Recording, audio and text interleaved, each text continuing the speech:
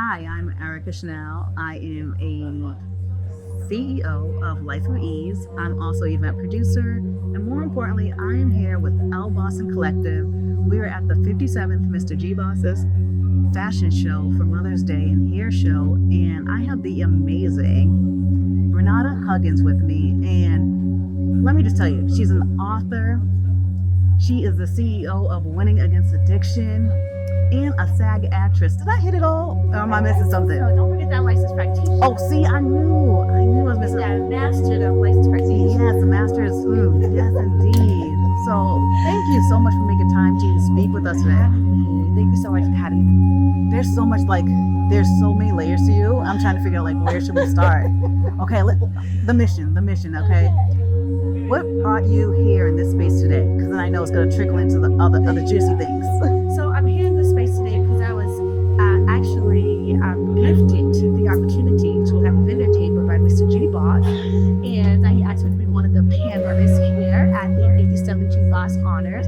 So I took advantage of not only coming here with lies we told, but I took advantage of coming here with some new merch for Winning Against Addiction so that we can start to raise some of this money, honey. That's what we need, to raise some money for our community events this summer. So that's initially why I'm here. Okay, now you said Winning Against Addiction. Yes. Talk to us more about that, because I know you need the funds, but let's explain to the people what is that really about and consist of. So Winning Against Addiction is a community organization that I started 6 years ago now. We just celebrated our 50th anniversary last year, right, through the grace of God, where I hosted the very first Winning Against Addiction Awards, where we gave everyone that was either nominated or we felt had contributed to our organization over the past 5 years. We gave them all Winning Against Addiction Awards. Had never been done before, and it was just a wonderful, wonderful time.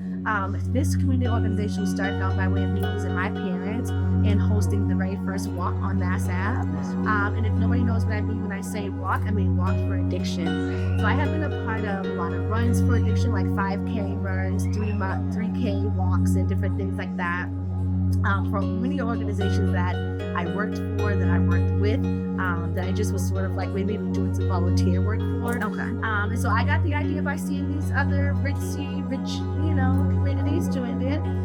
But what I didn't see when I would go to their walks and to their runs is addiction. And I know every single day on the streets of Boston, we can't even ride down Mass Ave without it having, presented to us right there in our face. And so I said, no, not to say that it wasn't needed where we were doing it at, but I felt it was more needed where I was from and in my urban community. And no one had ever put a walk together. So after losing my parents and starting the organization in their honor, I figured that's how you hit the ground running. Let's do this walk. I didn't know what I was doing. Got together with a couple of friends, a couple of my cousins. We got some money, some food, and here we go. And we did it. And then just kind of pieced up from there. It became a really great thing. More people came along. More community leaders that go down to Mass Ave. The lovely Harveys, the mathematics, the Stacey Reeves, and so on. A lot of support too, just from individuals in the community that thought just do things like ABCD. Miss Nicole Flint, she connected with ABCD. So for a couple of years, they helped us, and it just grew. And now here we are. But in order to keep this going, we need the money, and that's why I said it's really good to be recognized, by Mr. G Boss. It's really good to be recognized by others that have given us citations, and we received a recognition from the Senate. But we need the resources, in order to keep this going. So right now, that's primarily why I'm here, to collaborate, rub shoulders, spread love, but spread the word as well, to get some money right around. Okay, and when you say the resources and the funding, Yes. Because everyone's out here is a little tight. What is type out? Where's that money going? So that they know where it's really going, so they feel more empowered to give and donate and support your mission. So where that money goes to is filling our essential backpacks. We like to have anywhere from 100 to 150 backpacks. We fill them with essential items, so deodorant, toothpaste, toothbrushes, washcloths, whatever the active addict needs to survive on the app is during the community day for the app. That's what we have inside that bag. So condoms, hold this bitch, clothes. I mean, we have clothes up to wazoo. So everything from underwear to outerwear, from sandals to to boots, from sweatshirts to jackets. We Okay. bring everything that you need out there. We have food. So lots of healthy snacks too, but then we also give them real food. So we have rice, beans, chicken, and whatever. Because we have some people that donate food as well. And when I'm talking about resources and donations, everything is not a monetary donation. I would almost maybe never take a monetary donation if you want to just donate some of those items that we need. Okay. If you want to donate food, if you want to donate clothes, if you want to donate fingernail polishes because we paint nails out there. We do haircuts, so we need to buy our clippers every year. We need to buy our, the aprons for them to put on the individuals, and for the stylists to wear. We're doing dry styles, so my sister is out there doing dry styles on locks and doing updos and braids and different things like that. As I said, we have vendors out there, not vendors, but like stocking shops, Citizens Bank, Santander. So if we're an individual that is in early recovery, we want to help you get a job, you know what I mean? So a lot of Corey-friendly individuals out there that are talking about job openings to help have machine providers out there. So that's where the resources go to. Gathering those guys and getting everything we need in the park for the day of the tours. I love that. And you already was starting to touch on it, because it's like you're supporting those in active addiction. But I know from our previous conversation as well, we talked a little bit about honoring those who are winning. And so what does that support look like briefly? Right. So for the gala, it is obviously we need a space to hold the gala, right? We need food for the honorees. We do in the attendance. We pay for all of the awards. Out there, we have a small clothes drive. So if you come there, if your organization comes in, you want to take some things back, you can. We have it right out front. So just the funding for that, getting all the food together, getting all the decorations, securing the venue, and the awards. Those, I would say securing the venue and the awards are, with me doing it for the first year, were the most expensive things that we had to do. I definitely get people that want to donate food and some caterers that have already been in conversation with them. So I think we're actually doing a little bit better this year as far as getting people to gift us things, but those monetary things still stand.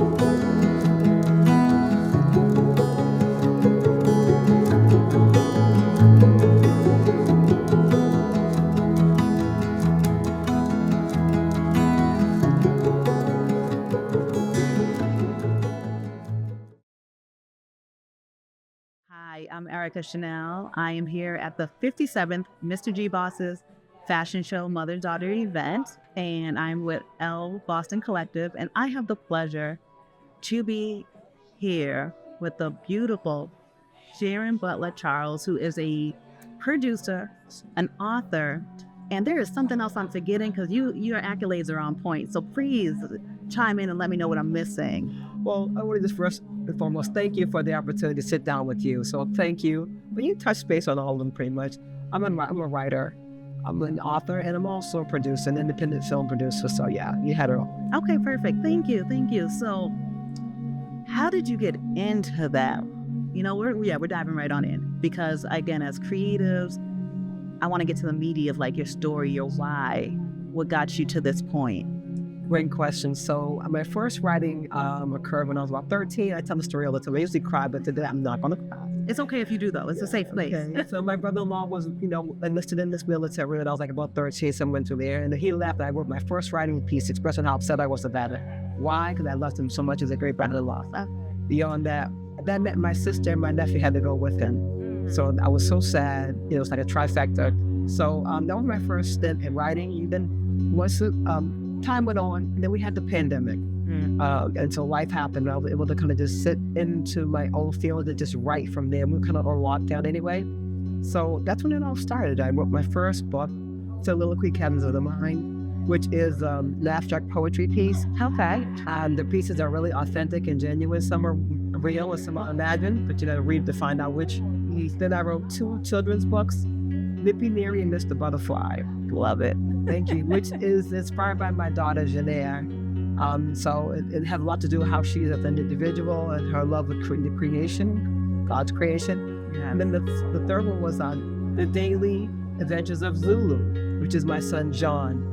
My late brother-in-law, Claiborne Dove, he actually used to call him Zulu. And so that's affectionately known as Zulu, so I decided to coin that, the daily adventures of Zulu. And that's really based on the fact that a lot of our Black and brown boys are mislabeled.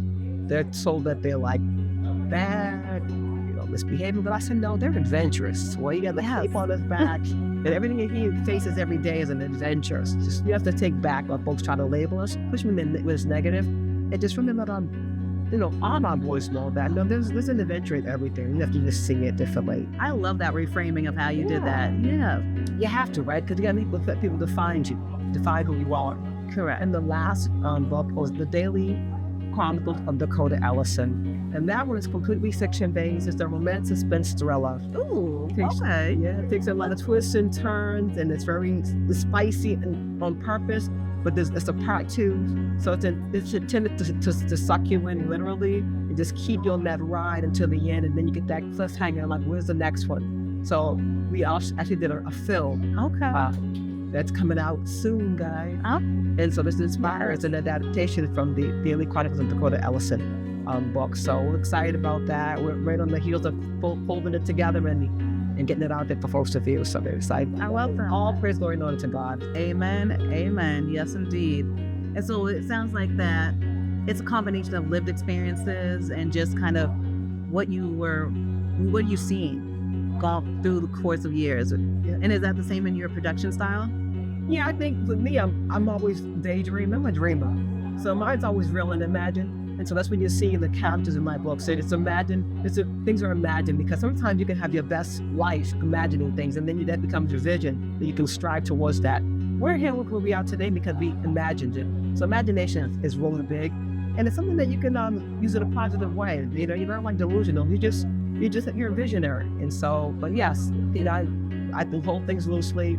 I like to rub loosely. So I invite people in to the space so we can kind of grow and create together. It's a group effort. So we had a community-based approach to producing this film. I invite people in the community and for my family and the audition. It's a great production. I'm so grateful to God that I had so many great people on board to do it. So yeah.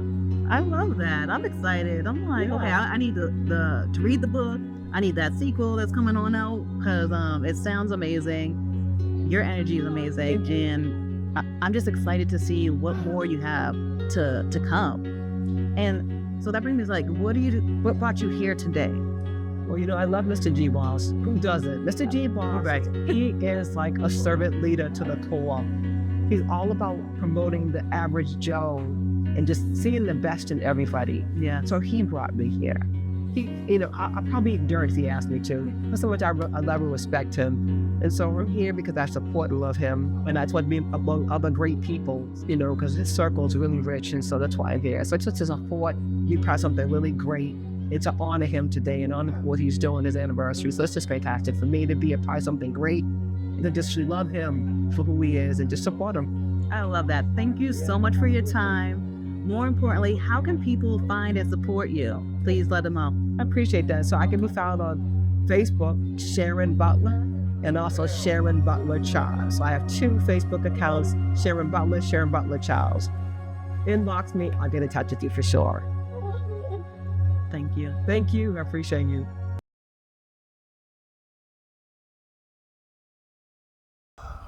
What's going on, guys? It's Brion for B1 Photography and L Boston Collective. Listen, I realize that I keep saying B1 Photography. You guys probably don't know what that is. You guys probably don't know I'm a photographer. You guys probably don't know that I'm a really good photographer. So I'm going to give you a video of my work. It's kind of fire, and I hope you like it. Check this out. Brion, B1 Photography. Let's go.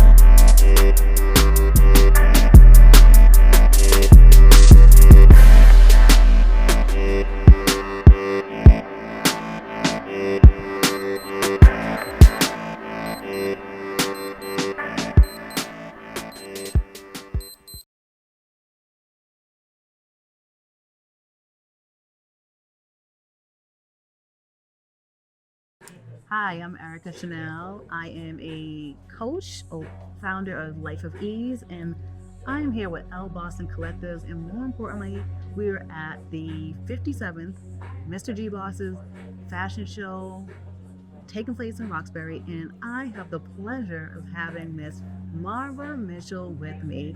She's an executive assistant, I believe, Partner. and partner of HBCU, the tour initiative. And we're going to get into it because what she does is so amazing, and I'm so happy to have her here with me right now. Thank you so much for this opportunity. No, a pleasure, honestly. Please tell us more, because people might hear HBCU and like you're a partner. What does that really mean? What do you do? And more importantly, why are you doing this? Well, the first thing that was disturbing for me when I moved to the area was the amount of violence for our young people on the streets. So what we wanted to do was create an initiative that can help pull the young people off the streets and educate them at the same time. But we also wanted to bring awareness to HBCUs, which is historical Black colleges and universities. So what we do is organize a tour for the young people, juniors and seniors in the New England area, not just Boston, but all of the states, to go on a HBCU tour down in the South, one of the Black colleges. We usually go in April, and we also go in September because we want them to get that atmosphere, that HBCU vibe. So when you're there and you see the football games and the sororities and fraternities, kind of brings it to life. It's a different type of energy for sure. Yes. So we want them to have that experience and also have choices. And so that's what gave me the initiative to want to do this.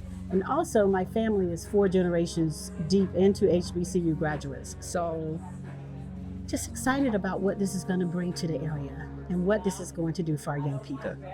I'm excited that you are making this happen, for the youth, because it is so necessary. Yes. We spoke briefly before, and I had mentioned I had went on the tour, and so I know the power behind what you're doing. And what I love is that you're opening the eyes for the youth, but also their parents. Yes, absolutely. So can you tell me a little bit more about like even that side of it? Because I know for me, it was like, we don't have the funds to do this. Exactly. How are we going to do this? And Exactly. how do you help that?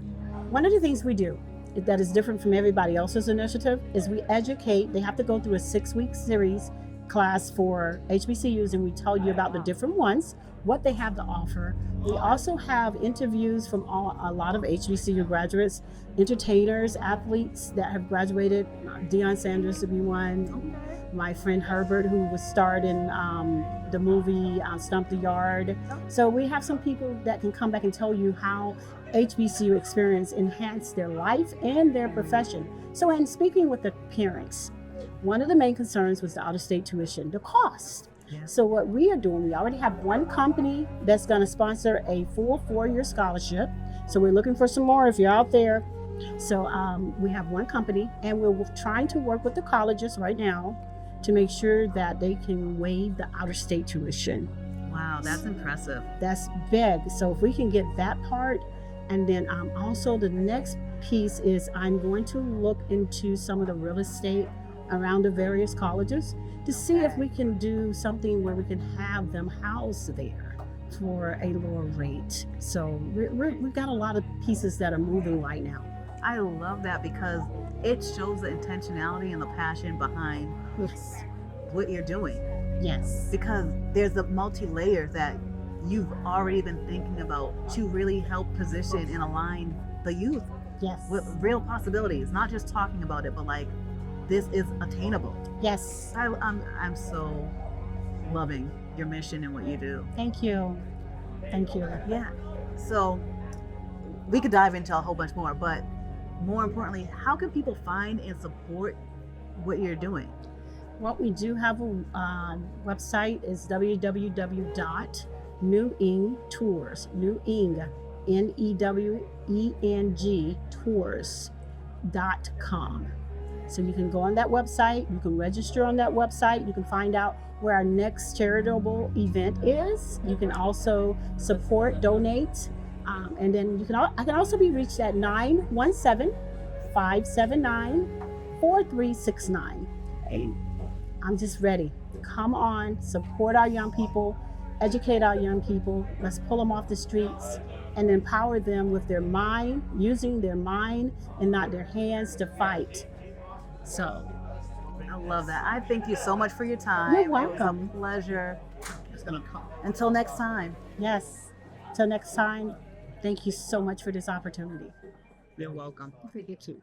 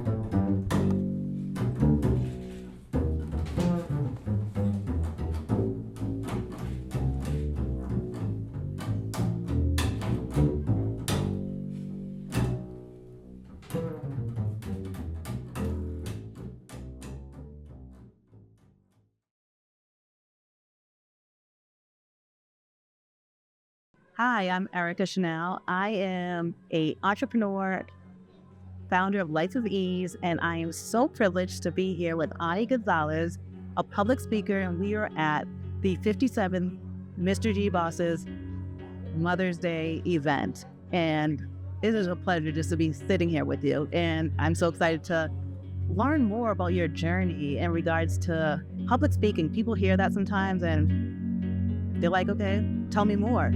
So tell us more. Firstly, thank you so much for having me today. I'm so thankful to be here. I had an opportunity to see some of the models in the first show, and they were amazing. Yeah, thank you. I am starting out my public speaking journey. I have been working in what I call peopling for all of my career. Yeah. And as I head towards the tail end of my day job, I've been thinking about what I can do to kind of continue working, but I want it to be my passion. And something that I have always been incredibly passionate about is people kind of being able to reconnect with themselves, be able to forgive themselves for past mistakes, while at the same time taking accountability for the things that they did. Yeah. And so I know for me, that has been a journey. I was a young mother. I had a baby when I was 19. And so there were challenges, obviously raising a child by myself, going to university, doing all of the things. And I spent a lot of time being really hard on myself about that. And, you know, the pieces or the parts where I feel like I didn't do enough, I failed, where I was just surviving, trying to make it day by day.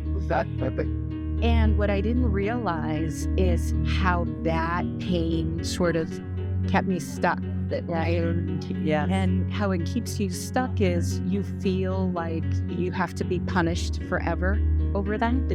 Yeah, feel like you're not deserving of better things or good things until you make up for it, until you pay that debt. That's juicy right there. Let me tell you, because I feel like a lot of people can relate to that. And so what was your, I like to call it a power pivot, in regards to understanding that and then transitioning into, you said, kind of the tail end of corporate and entering into this new journey? Can you tell us more about that power pivot? So absolutely. So essentially what it's been is, okay, so I've been working to pay the bills. I've been working to survive. I've been working to make ends meet.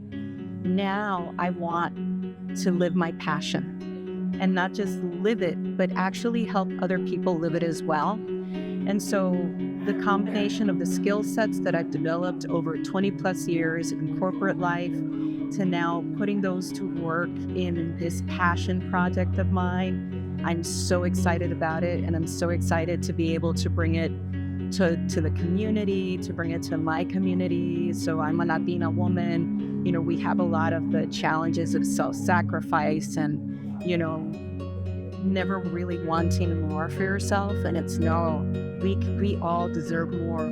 I always say we can all win. We just have to believe that we can. That part, literally, which is a mindset. And so what I love about your story is that you've done some of the deep work already to have that awareness.